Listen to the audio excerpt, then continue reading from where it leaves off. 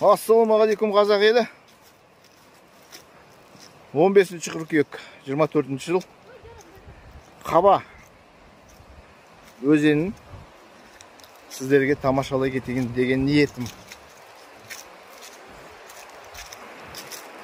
Қауым тоғай.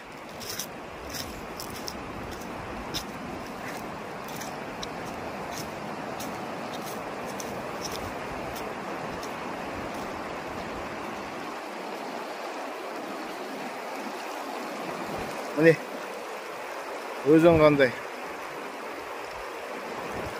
Мөлдір су, ағайын. Көрдіңіздер ме? Керемет.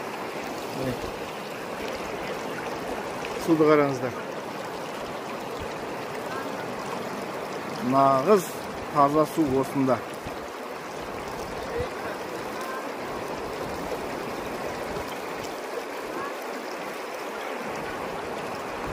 Туған жердің суы. Мына суды ішсеңіздер, судың дәмі бал қатып тұрады да. Керемет. О, туған жер.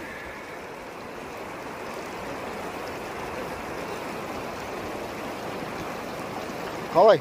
Судың түрі ағайын. Мына судан негізі су шығаруға болады.